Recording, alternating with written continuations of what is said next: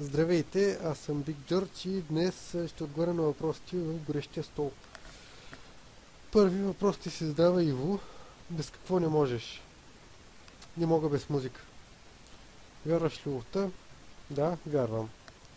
На откачения купон, на който си бил.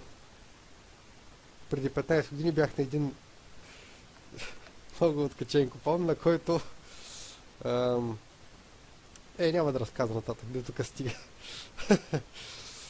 Идеалната жена за тебе. Ами, идеалната жена за мен е тази, която ме търпи с всичките ми недостатъци. Друго не мога да кажа. Идеалната жена. Иначе като външност, като характер, хората са различни. Не можеш да поставиш някакви такива изисквания и критерии. Просто трябва да има взаимна търпимост и уважение и обич и всякакви други такива неща. А, защото идеални хора няма. Всеки си има недостатъци и трябва да се приемаме с всичките си а, трябва да се приемем с всички си недостатъци, които имаме и да се търпим взаимно. Защо си толкова потаен и държиш да останеш анонимен? Не държа да остана анонимен. Значи, преди години разказах много лични неща на много хора и си давах снимката и така нататък, обаче след като започнах да участвам в сайта VBOX 7, първоначално бях напълно неизвестен и никой не се интересуваше от мен, но след като през есента на 2011 година получих значката Pro, интереса към мен нарасна, така да кажем, въпреки че хората не се интересуват какъв човек съм или да се видят с мен на живо, а просто са любопитни кой седи зад този профил. След като се интересуват само от това кой стои зад профила, не смятам да си публикувам публично снимката или да си казвам името и така нататък, защото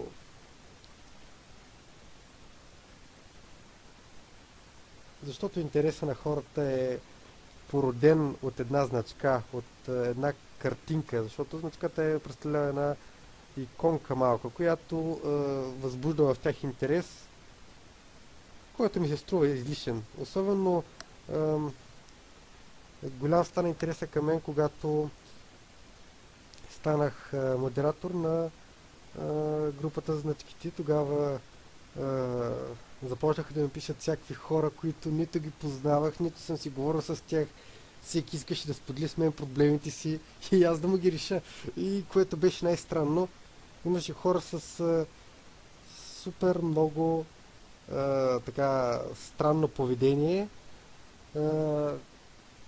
които се опитваха да ме направят част от света, в който живеят, така да кажем. И на мен не ми хареса това разголване, това излагане на показ, което се получи.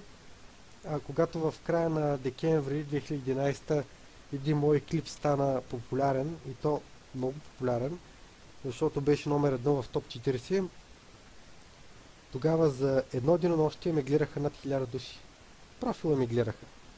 Което още повече ме накара да се почувствам разголен и някакси разкрит.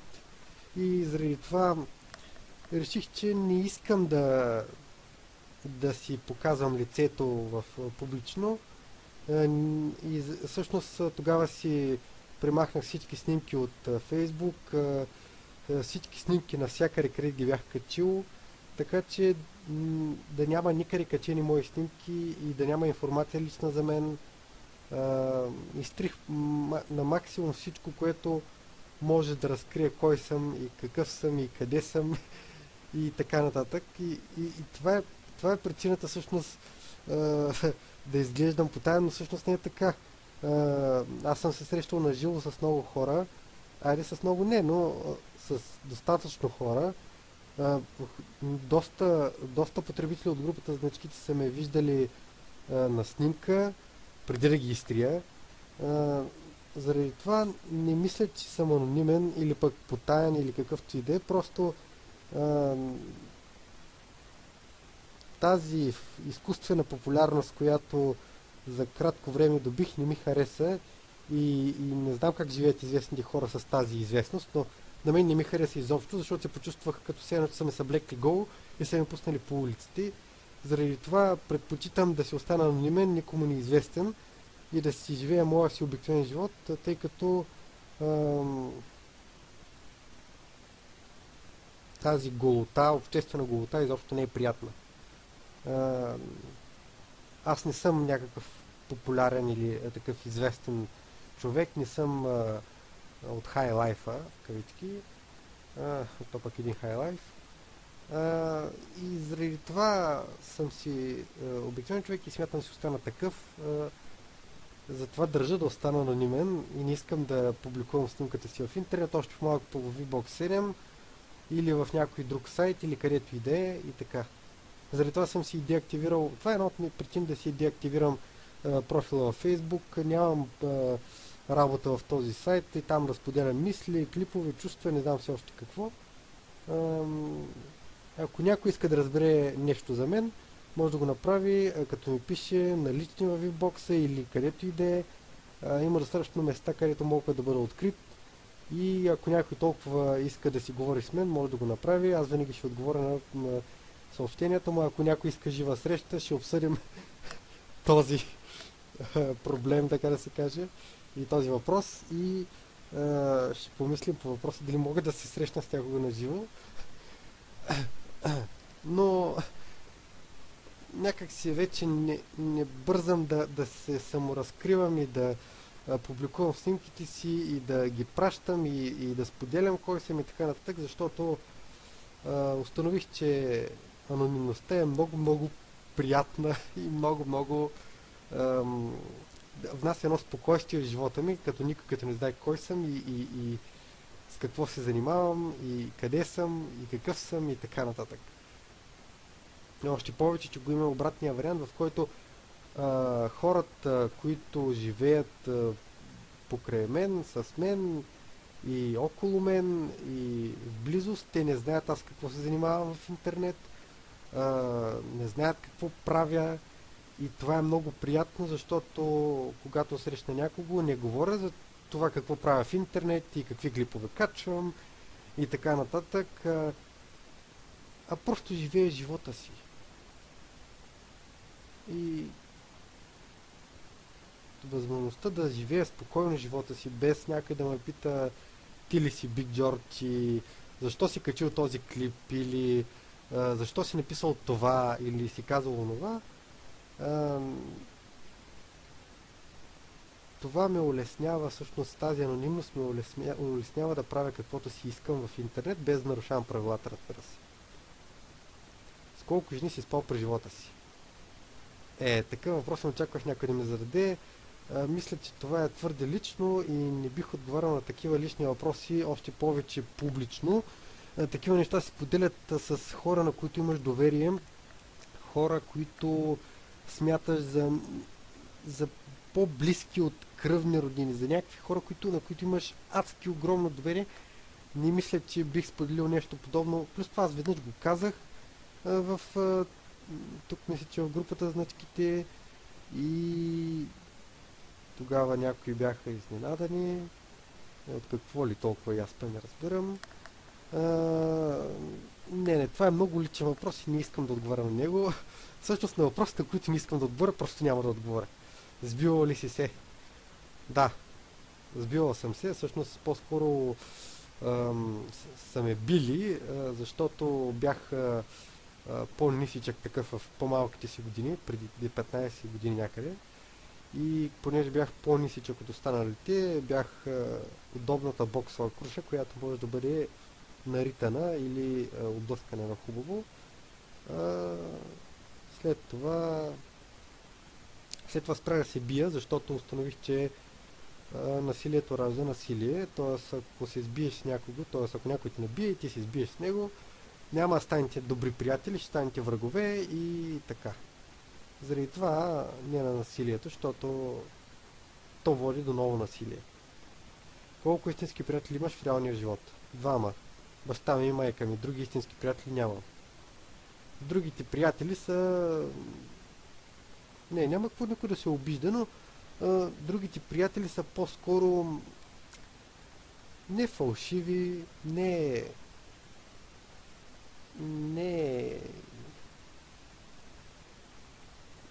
не са толкова, не биха направили всичко за мен. Единствено родителите ми биха направили всичко за мен. Затова смятам, че те са ми истински приятели, тъй като те не биха ме предали, те са ми кръвни роднини. И както казах, те биха направили всичко за мен. Други хора аз не познавам, които биха направили всичко за мен. И не съм и срещал в живота си хора, които биха направили всичко за мен. Любима марка кола. Не знам. Любима марка кола. Коли... Спортни коли, обикновени коли. Колите не са ми страст.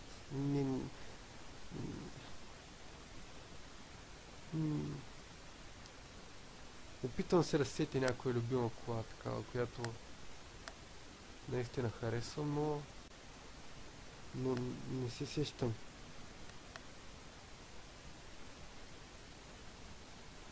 Любима марка кола. Мерцедес. БМВ. Да, точно така, БМВ. Чакай малко. Имаше една кола. Момент. GT 500. Елеонор. Тази. Ето тази е любимата ми марка кола. Може би. Или поне така. Да. Ето тази кола. Не знам, изглежда красива и преди години тя е по-стар модел.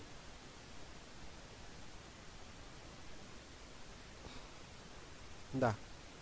Shelby Mustang GT 500 от 67 година. Тя е уникална просто. Има някакъв такъв класически изглед, може би. Да. Красива е по някакъв особен начин тази кола и може би в себе се държа така духът на старата Америка, на старата свободна Америка. На Америка, в която тя е може би някакъв символ на свободата, на както Дивия Запад. Конят, кълбоят, някак си качваш се на тази кола и потегляш към залеза. Не знам, може би съм я видял в някой филм и оттам ми е станала любима, така предполагам. Но е красива тази кола. Една от малкото коли американски, които наистина харесвам. Защото повечето американски коли са огромни и приличат на тухли. Огромни тухли на колела. Докато тази кола има стил. Да.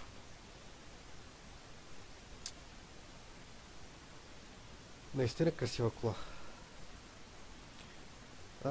Любим спорт. Волейбол. Да. Волейбол, също може би баскетбол и футбол, но футбол не е толкова, защото футбол в България е на ниво, което просто е смешно да говорим за него. Националният отбор е под всякаква критика. Да, волейбол. С удоволствие играя волейбол, също и баскетбол. Любим отбор Левски. Но не съм някакъв такъв върл фен, който ще се сбие с противниковата агитка. Не.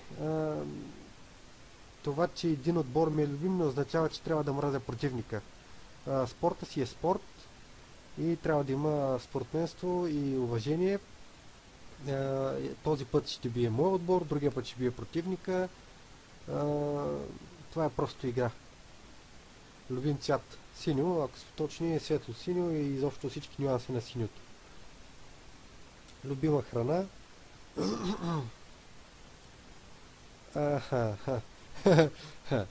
Любима храна, може би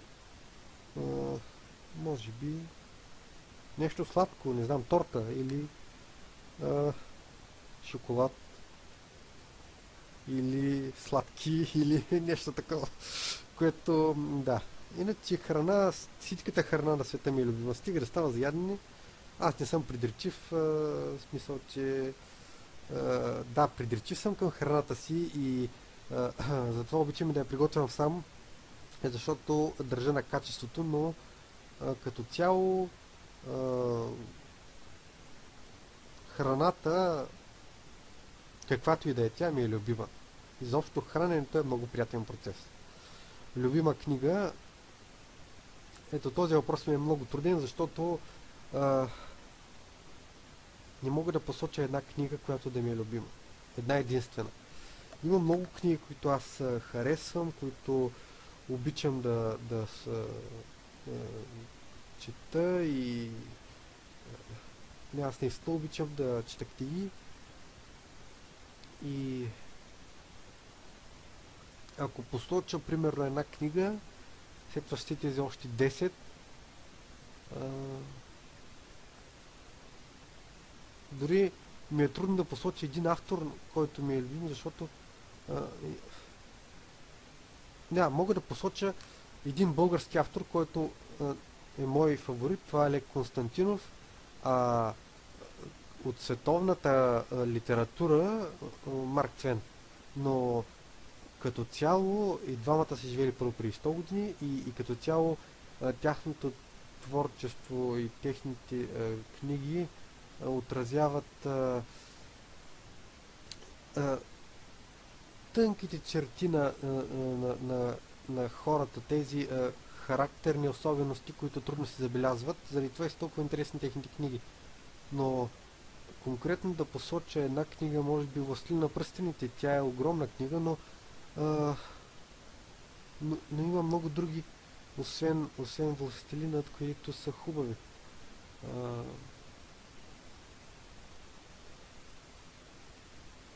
Просто много ми е трудно да...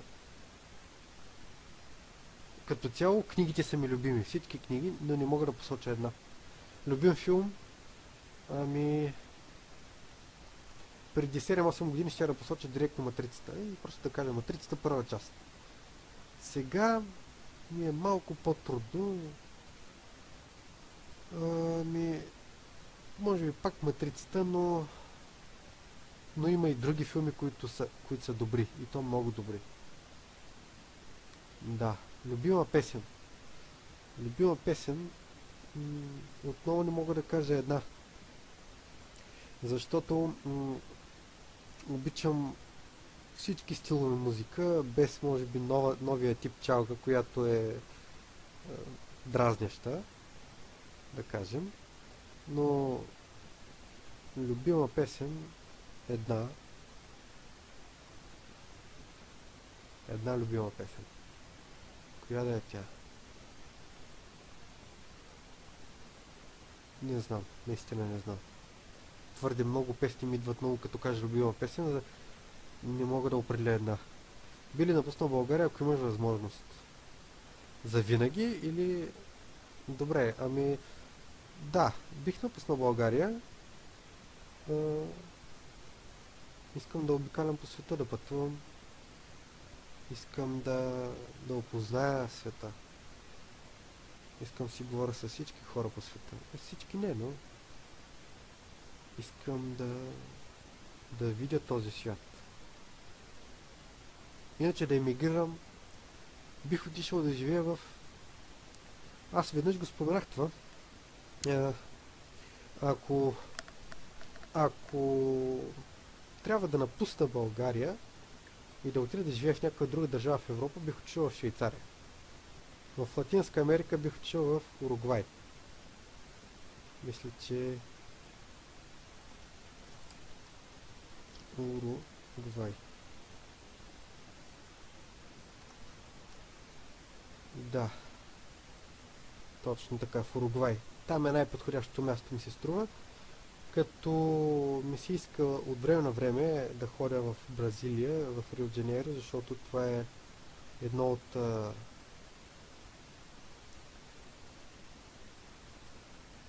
едно от местата, където бих отишъл да живея с удоволствие.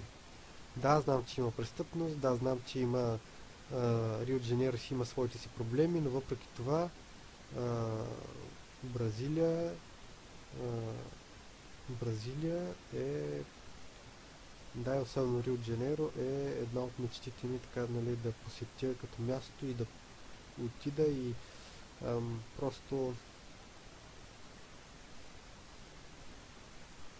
ако имам възможност, това ще е едно от местата, където бих отишъл с удоволствие, бих отишъл там. Да, Бразилия, Рио де Жанейро. В, ако трябва да отида а, в Африка, бих отишъл в Република Южна Африка. Защото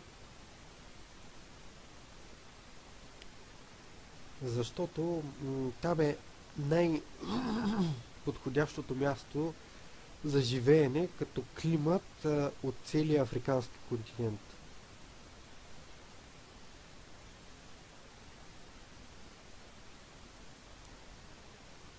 Южна Африка. Да. Там е най-подходящо място като, климат за живеене на африканския континент. И може би като цяло тази държава е най-добре с най-добре най-стабилна политическа и икономическа система от цяла Африка. Да. От Азия бих отишъл в Макао. Аз мисля, че и това го споменах веднъж. Да, Макао. Оттам е много лесно да се достигне до която и да е част на Азия, а и Макао много години е бил колония на Португалия, така че там е най-подходящото място за живот на един европеец.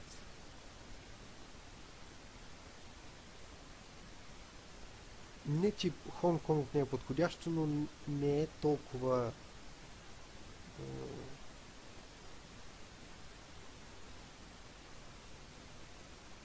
да. Предпочитам Макао.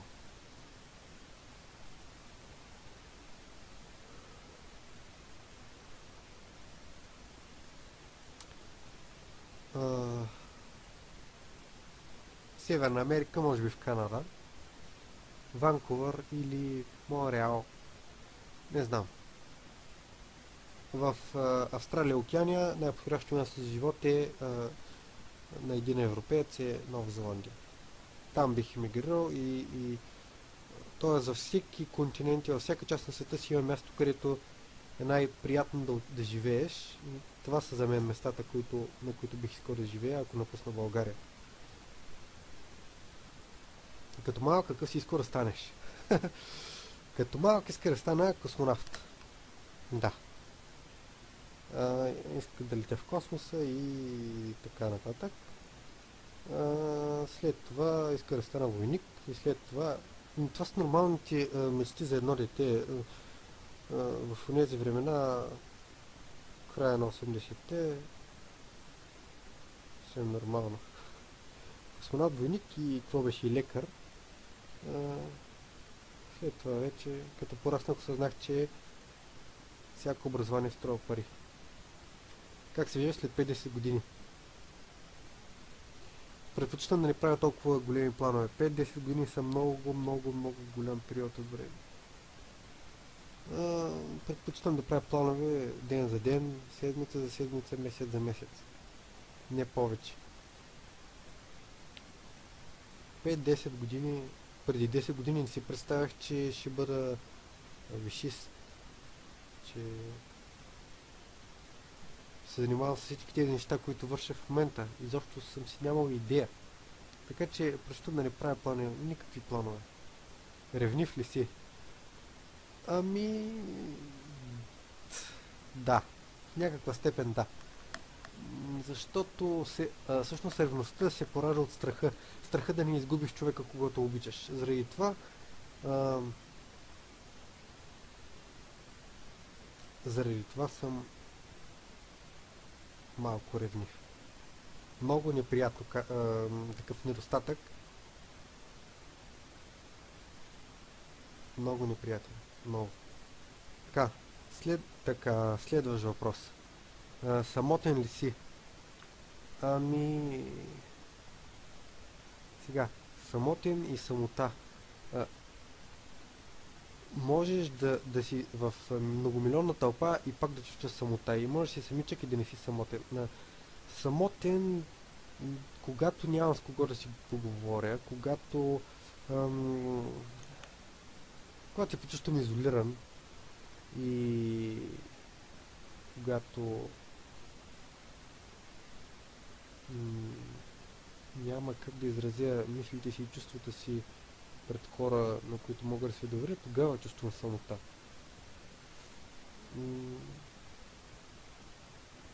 Не съм самотен в този смисъл, че има с кого да си поговоря, но не винаги. Аз имам нужда от разговори,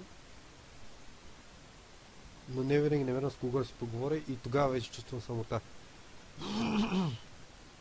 Защо не обичаш да ходиш на дискотеки и клубове? Защото през 2001 година на 22 декември стана един инцидент, 21 мисля, че беше, да. 21 или 22 декември 2001 година стана един инцидент в дискотека Индиго. Същата вечер се бях подготвил самия аз да излизам от къщи. Навънка имаше половин метър сняг и аз бях решил, че трябва задължително да изляза и аз навън. Но бях пуснал телевизора и в новините съобщиха, че е станал инцидент пред дискотека Индиго. След това казаха, че са починали лица.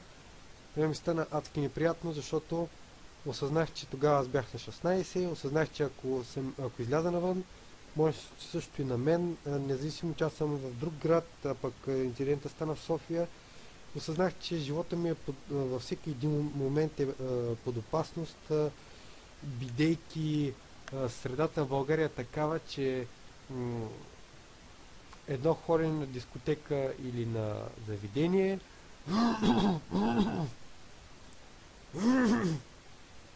може да ти коства живот. Буквално. Това не ми харесва, защото не можеш да отидеш някъде се забавляваш, без някой да дойде и да ти хвърли 2 кофи бой или да те наръга с нож или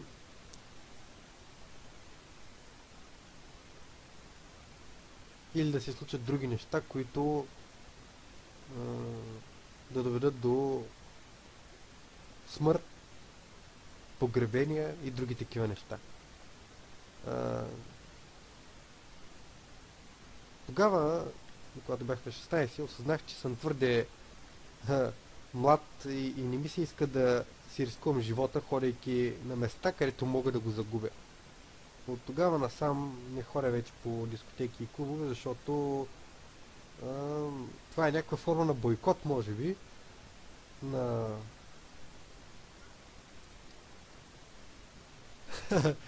бойкот. Да.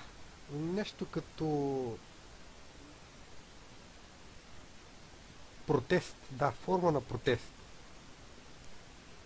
Да. Нервите за хомосексуалистите. Хомосексуалистите са хора като хора. И трябва да ги оставят тези, които ги мразят, да кажем така, трябва да ги оставят на мира, защото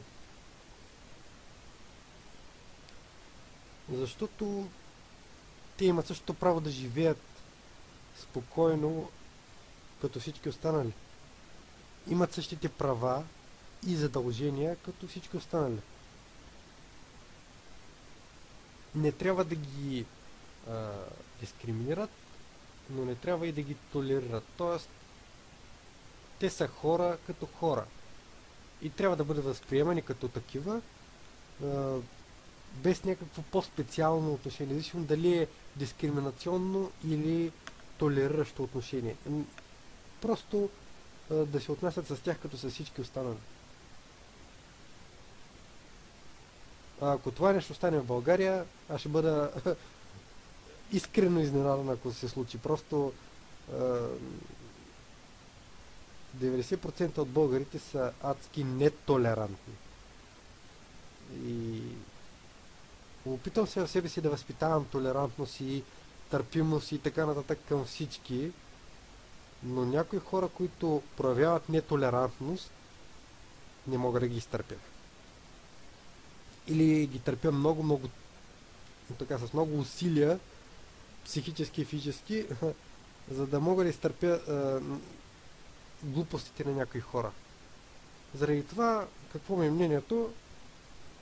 Ами, хомосексуалисти са си като всички останали. Да си живее техния си живот, аз си живея моя си живот и това е. Най-щастливите у мен живота ти е, ами може би когато завърших образованието си. Всъщност не, когато си завърших всяко едно от образованието си. Това са най-щастливите ми моменти. Не един, а така поредица от моменти. Когато видиш плода т.е. трудиш се много години и накрая видиш какъв е резултата, какъв е плода на твоя труд. Тогава аз изпитвам на такова удоволствие от това, което съм свършил, защото знам, че съм свършил нещо хубаво. Най-нещастният момент, когато почина дядо ми и когато почина другия ми дядо и когато почина една приятелка и така. Това са най-нещастните моменти, когато губиш хората за винаги и защото дори да се скараш с някого, може след време да се сдобриш, но докато е жив. Смъртта отнема хората за винаги и не можеш да ги върнеш назад. Това са най-нещастните моменти в живота ми. Доволен ли си от живота си? Ами да, в смисъл доволен. Доволен съм, жив съм, повече. То не си иска много да си доволен. Като гледам хората в третия свят как живеят, нашия живот, който тук се оплакваме от него, изобщо целия Европейски съюз, всички мрънкаме, че сме бедни. Обаче по света има хора, които нямат какво да ядат и умират от глад буквално, а ние сме взели да мрънкаме, че били високи цените или нещо друго. Да, наистина са високи цените за нашия мизерен стандарт на живот, но тук имаме изобщо стандарт на живот. Има страни по света, където не само, че нямат стандарт, те нямат нищо. Там няма къща тухла върху тухла и няма дървета, има само каманаци. А ние тук си имаме всичко. Просто не го оползотворяваме, не живеем живота си както трябва и не спазваме правилата и резултата е това. Затова държавата ни е на този хал. Защото всичко е в резултат на усилията на много хора, които не си вършат работата или отказват да си я свършат или я вършат по другия начин и така нататък. И всъщност това ме кара да се чувствам доволен от живота си, че не съм като хората в другите страни, примерно Сомалия или Афганистан или къде още. Нали, места, където имам си дом, имам си храна, имам си всичко. Имам си дрехи. Какво повече? Какво повече да искам от живота? И имам ли право да искам? Защото хората сме алчни. Да. Това ни кара да бъдем доволни или недоволни от живота. Ако успяваме да задоволим алчността си и жаждата си за пари, коли, жени, къщи и всякакви други такива неща, Ако успеем да задоволим тази алчност, тогава сме доволни. Ако не успеем, сме недоволни. Ами аз предпочитам да не съм алчен за нищо и да не искам нищо, защото а, колкото по-малко искаш, толкова по-добре, тъй като когато искаш малко неща и получиш повече от това, което си искал, започваш да се чувстваш по-доволен, отколкото ако си искал много големи неща, а си получил съвсем малко и тогава почваш да си мислиш, нищо не получих, нали, недоволен съм. Да, а ако нямаш такива желания нереални, съответно си доволен и от малкото, което получаваш от живота. А то никак не е малко, като си има предвид, че живеем в страна, в която природата буквално ни поднася на ръце храната. От нас се иска само да обработваме земята, нали?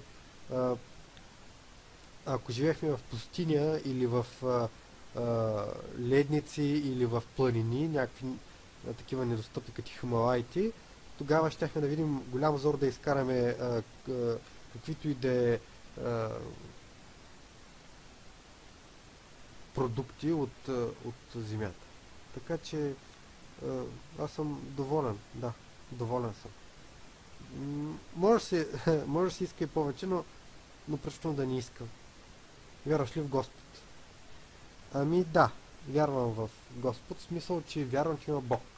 Не, Вселената е твърде голяма и твърде необятна. И ние не знаем какво е в нея. Но тази огромна Вселена не може да съществува без Бог. Дори Бог да не се намесва активно в нашите човешки дела, както на много хора не се иска, той се е намесил в някакъв момент, когато е станал големия взрив и когато е възникнал Вселената, той се е намесил. Защото според някои физици, като Стивън Хокинг и много други и така изявени световно известни физици, в този момент на сътворението, когато се е появила Вселената, в него момент условията, константите, които определят нашата Вселена да е такава каквато е, са се случили по такъв начин, че в нашата Вселена може да възникне живот. Можеше да се получи така, че в нашата Вселена да няма живот. Да няма условия за живот. Да не се появят нито звезди, нито планети, нито химични елементи, нито условия изобщо да възникне живот, още по-малко пък хората възникнем като разумни същества и така нататък. Мисля, че възникването на Вселената такава каквато е благодарение на този Бог, който съществува. Факта, че в определени моменти наскоро гледах един филм за това как е възникнала планета Земя и съответно как е възникнала Луната, моментите, в които са се случили, както се казва, не случайности, за да възникне живота, за да възникне човека и бозайниците и така нататък. Различните моменти, в които благодарение на мал шанс се е получил това да съществува човека, точно в тези моменти мисля, че точно тогава Бог се е намесвал и това е божественото всъщност. Не както някои си мислят, Бог ще ми помогне да изкарам шестица по български или Бог ще ме спаси от наводнение. Ако сам не си помогнеш, няма да изкараш шестица нито по български, нито по математика, нито по който и да е предмет. Още по-малко пък Бог ще те спаси от наводнение, както видяхме в последните седмици. Няма божество, което може да предпази човека от собствената му глупост. Така че Бог се намесва когато трябва да се решават много по-важни неща, много по-глобални неща.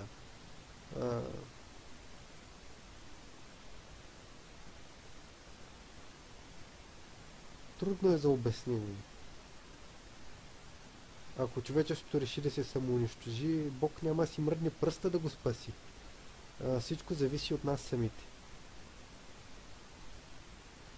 От начина на мислене и от действията и бездействията ни. А ако нищо не направим да си спасим собствения си живот, Бог само ще ни гледа свира отстрани и си мисли: Боже, защо ги създадах? Да. Любим сезон. Лято. Това е много любим сезон. Естествено, че е лятото. Добре, може би пролетта, лятото и есента. Но без зимата, защото зимата е адски студено, аз не обичам студа. Любима детска играчка, като бях малък, много малък, може би на 1 или 2 годинки, ми купих едно мече. Не като тези мечета, които продават там по магазините и така на сегашните мечета. Това мече беше съвсем обикновено, едно сивичко такова, грозно, опърпано и беше обаче много симпатично и аз обичах понеже той имаше и смешни такива уши, мечок, малък мечок и и аз му смучах ушите, понеже ушите бяха като стърчаха, да кажем така, и аз бях на 2 или 3 годинки, всяка вечер заспивах прегърнал мечето и му смучах ухото. Да. И това ми е любимата детска играчка. Друга детска играчка нямам такава любима. Аз повечето играчки, които бяха като колички и други такива, ги бях потрошил, защото иска да видя какво има в тях. С една отвъртка ги чувърках непрекъснато, докато не ги струшах. Имал съм различни играчки, но те повечето са на парчета или... да. Но това ми е любимата детска играчка. До 5-6 години с това мече спях, след това вече станах голям за мечок. Да. Ето един въпрос от цеката. До тук бяха въпросите на Иво, сега един въпрос от цеката. След това пак ще продължим с въпросите на Иво. Одобряваш ли начина, по който го нарисува? Какво да кажа за No Name? Първо, браво, че остана анонимен толкова време. Второ, не разбирам каква е целта на цялото това. Може би не се опитва да стане популярен. Той вече е станал популярен. Може би се опитва да покаже, че човек може да бъде известен и без всички да познават лицето му. Но някак си не знам.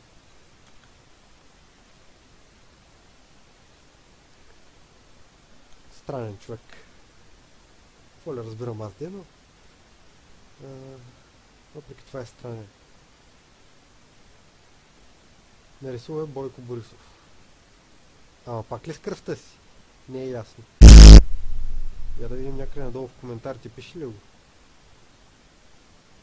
Не.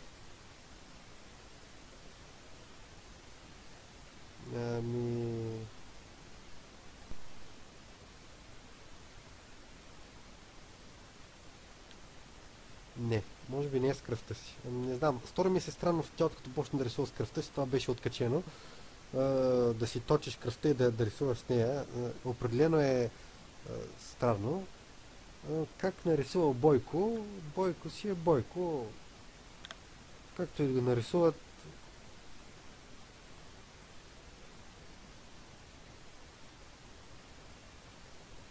Нарисувал го е. Прилича си. Приликата е горе-долу добре. Дали одобрявам? Сега аз не съм художествен експерт, цека. Не мога да одобрявам или да не одобрявам как го е нарисувал.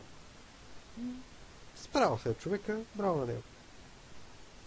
Даже доста добре, защото ако аз опитам да нарисувам Бойко, няма да се получи изобщо. Може би след 6 месеца рисуване нещо се получи, но какво не се знае. Само не разбирам защо го качен на кръст. Може би Бойко е разпърнат на кръст ли или какво? Или не знам. No name. Странен човек. Сега, продължаваме с Иво. Опиши себе си с 3 думи. Ама аз вече се описах с 3 думи. Приказлив. Приказлив.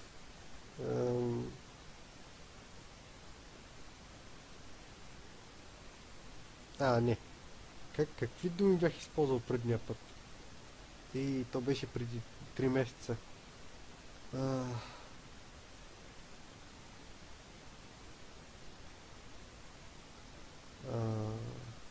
Три думи. Приказлив, досаден и умен, мисля, че бяха трите думи, които използвах предния път. И сега ще кажа същи. Приказлив, досаден, умен. Защо приказлив? Ами, както виждаш, Иво, аз не спирам да говоря. Досаден, защото досаждам на хората, дори когато не искат да им говоря, пак така нали им говоря. И умен. Ами, тук е спорно дали съм умен, нали, но да кажем, че съм. Да кажем, че съм. За тебе лъжата е... За какво? Добре, за мен лъжата е...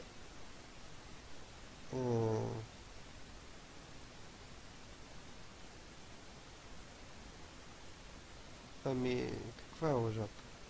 Излишна.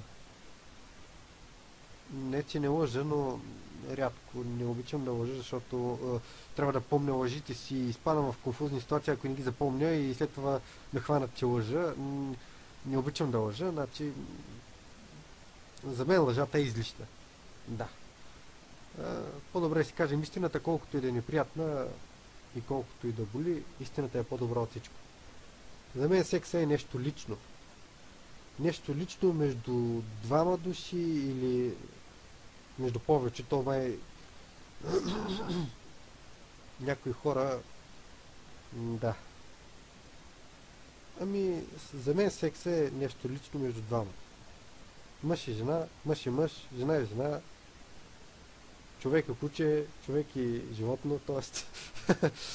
нали, не знам, просто за мен секса какво е? Да, нещо лично.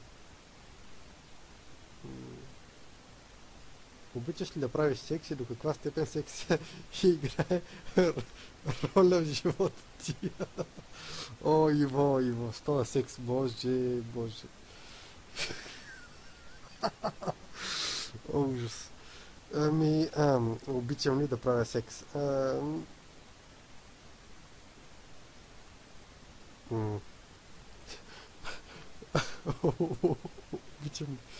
Обичам. Никаква степен. Никаква степен. Секса не е, нали, какво да живея заради него. Аз днес, ако не правя секс, нали, не съм сигурен, не съм изкарал деня. Не мога да си легна да спя. Няма такива работи. Секс е просто, както казах, нещо лично между двама души, не е... Значи, зададен така въпрос, обичаш ли да правиш секс? Първоначално ми стана смешно, ама сега вече се замислих сериозно. Зададен така въпрос, обичаш ли да правиш секс? Това е като обичаш ли да ядеш? Някак си яденето е нещо нормално, в същия начин секс е нещо нормално, което просто правиш или не правиш. И толкова. Обичаш ли не обичаш? Този въпрос би могъл да се зададе на някой, който е зависим от секса или в някаква степен вманиачен или не точно вманиачен, човек, който не може да живее без секс. И заради това той каза, аз обичам да правя секс, защото не мога да живея без него, докато за мен секс е, както казах, и нещо лично и може би най-висшата степен на допущане на някого до себе си. Когато правиш секс, ти се разкриваш изцяло, разголваш изцяло и допущаш човека, с когото правиш секс, напълно до себе си. Поне за мен е така. И Не можеш да го превърнеш в стока или в разменна монета или в нещо обикновено. Секс е специален дар, който даваш само на определени хора или на определен човек, не на всички. Зависим ли си от нещо? Да, от музиката. В смисъл, обичам да слушам музика и а, ако съм зависим от нещо, то е от музиката, от нищо друго. Иначе от какво? Не съм зависим от хора, не съм зависим от зависимости като наркотици, цигари, алкохол. А, цигарите казах ли? Да. Ами, какво друго? Хазарт. Не, не, гледам да не съм зависим от нищо, защото дори от сладки. Защото зависимостите те поставят в ролята на слабия човек, на човека, който не може да живее без да получи това, от което е зависим. В времената, в които живеем 21 век, това е време, в което не можеш да бъдеш слаб. Сега не са времената на слабите хора. Слаб можеш да бъдеш във време, в което и зависим, разбира се, може да бъдеш във време, в което от теб не се иска да бъдеш силен. Във времето, в което живеем, се изисква от хората да бъдат много, много силни и физически, и психически, и да бъдат устойчиви. А зависимите хора не са устойчиви. Затова гледам да не съм зависим от нищо. Пушиш ли? Не. Пиеш ли? Не, не пия. Дори рядко не пия. Аз не знам дали вкъщи има алкохол. Не съм и търсил и не ми трябва и дори да имам алкохол вкъщи, няма да пия. Не изпитвам удоволствие от пиенето и вкусът на алкохол е отвратителен. Това не е вода, нали? И не е и храна. Дори не мога да разбера каква е целта на алкохола. Добре, да се напия, да забравя проблемите си. Абе, извинявай, обаче нямам нужда да забравям проблемите си. Предпочитам да ги реша, а не да ги забравя. Какво ти е мнението за USA? За щатите? Ами... Сега. Съединените щати бяха една от свободните страни в света. Или може би те бяха най-свободната страна в света. Но, за съжаление, тези хора сами се продараха. Те продараха свободата си за пари. И в момента изобщо не са свободни. В момента се опитват да отвоюват свободата си отново от богатите хора, от корпорациите, от тези, от които са зависими, от банките, от олигарсите, от техните олигарси. Но ще го направят много, много трудно и много дълго време ще им отнеме. Защото Съединените щати бяха мечта на всички хора по света. Дори сега много хора искат да отидат там. Дори аз искам да отида там. Но не за да живея там, не за да остана там. Искам да отида за да попътувам из Съединените щати, за да видя Америка, да опозная Америка. Но преди години хората искаха да отидат там и да останат там. И да живеят там, защото това беше страната на мечтите. Сега там не е страната на мечтите. Особено след като Джордж Буш, този син, Джордж Буш син, този човек си позволи толкова много неща, да започне толкова войни, както баща му, да позволи добива на шистов газ, да продаде буквално Америка на всички тези корпорации и тези организации, които търсят единствено печалбата. Това беше грешка. Една огромна грешка. Да се надяваме, че американците ще поправят и да се надяваме, че ще се осъзнаят, но не се знае. Жалко за тях. Богати са, но направиха грешка. Изгубиха свободата си.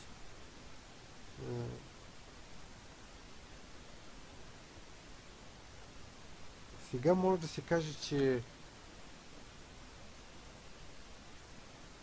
един човек извън Америка може да прави повече неща, отколкото един човек в Америка. Да, там има правила. Да, там има пари. Да, там има образование, условия, за развитие, но въпреки това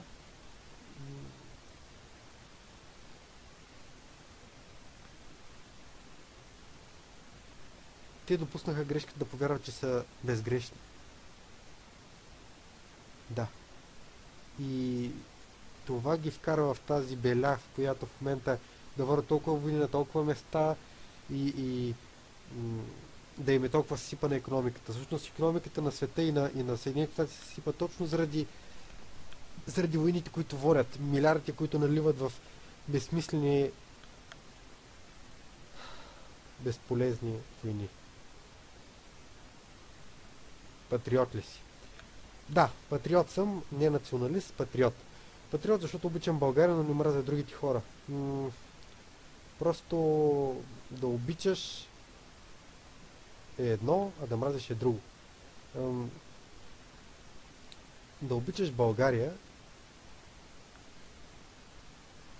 означава да я пазиш.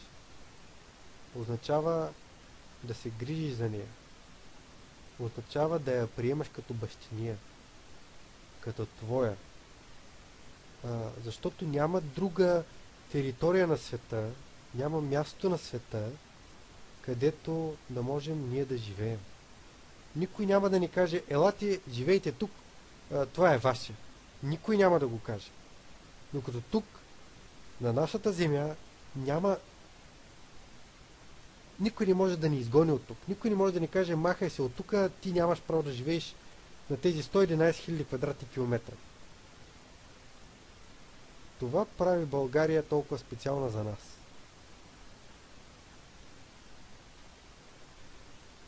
Защото е нашата земя. За съжаление, ние като американците правим същата грешка да не се грижим за собствената си държава, а да оставяме на произвола на съдбата, но сами сме си виновни.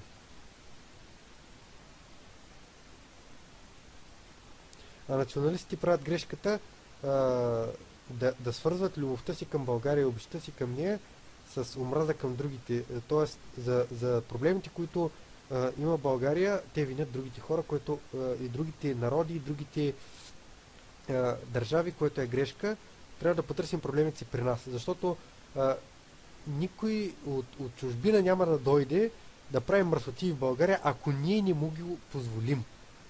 През годините, през последните 20 години и преди това, преди 89-та и в периода между 1878 и 1944 година, в този период и от 1944 насам до днес, винаги когато някой от другаде е дошъл и си е позволил да прави нещо в България, нещо нередно, ние сме му го позволявали. Така че националистите търсят по грешен начин виновника за проблемите. Виновните сме си самите ние.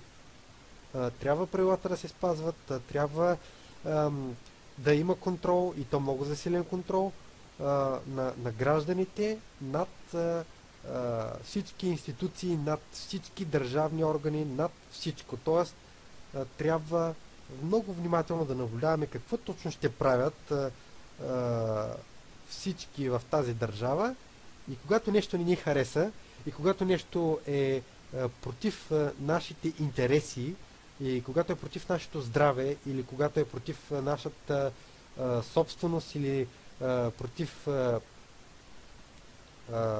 нашето бъдеще, ние трябва много ясно да заявим, че така няма да стане. Че това няма да стане. Това ще ни направи патриоти. Хора, които обичат България и които я защитават. Ако обаче обвиним някой друг, че е виновен, и се настроим срещу него и започнем да го мразим, това ще ни направи националисти. Не мисля, че имаме нужда от това. Национализма е краен патриотизъм, свързан с